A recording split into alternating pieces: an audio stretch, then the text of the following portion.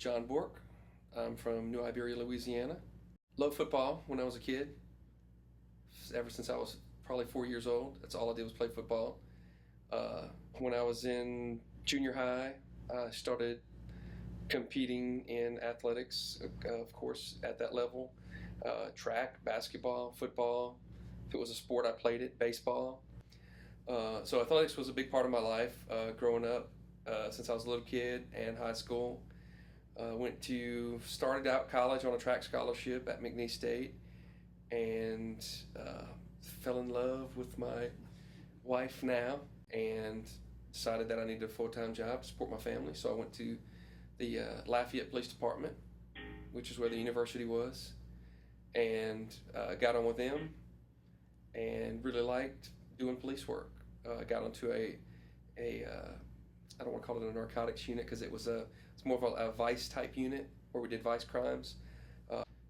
We did buy bus where we would have an officer buy drugs, usually crack cocaine, sometimes marijuana. Most of it was crack cocaine back then.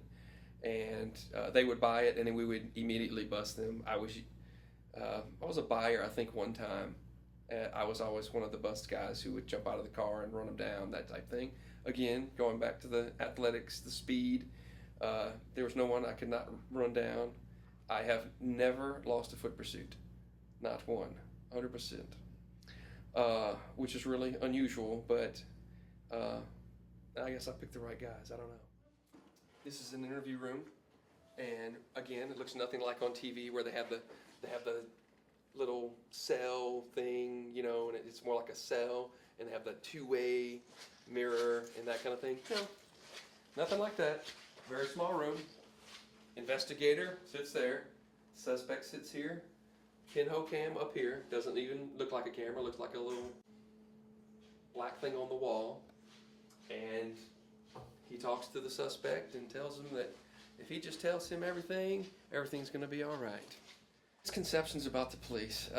I would say one good one is that we're all mean and that we don't care about anybody. The police officers are very caring.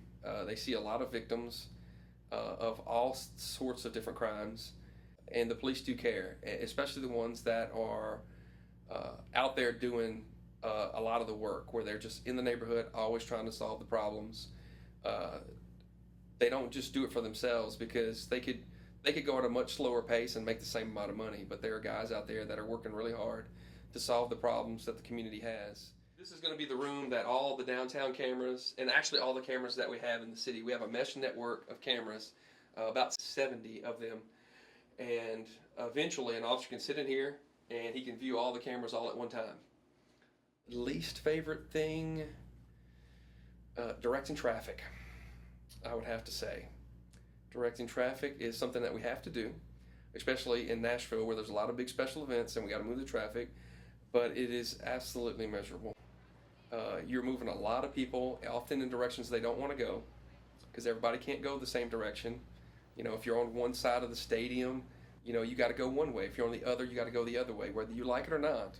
And whether you know your way home from that direction, it doesn't matter. We've got to move you where you may not want to go.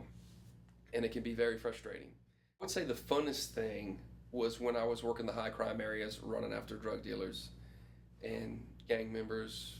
That was a lot of fun because they ran a lot, so I got a lot of opportunity to run and tackle folks and take them into custody. I mean, you know, that when you're young, you get into police work going, this is what police work is about, chasing bad guys and catching them.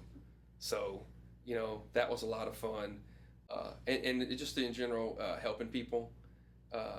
You know, when you help somebody, like there was a particular neighborhood in East Nashville, and it was a short street, it was a dead-end street, and I stopped one day and I talked to some people, and they were just great people, and I asked them about what was going on in their street. I said, so what's going on in your street? Remember, it's just one block, 3 crack houses. They gave me all the information I wanted to know about these 3 crack houses. We shut down all 3 crack houses in about a month and a half because of the information that they had given me, and that's a lot of fun too. When you help people like that and you help clean up their neighborhood, it gives you a lot of satisfaction.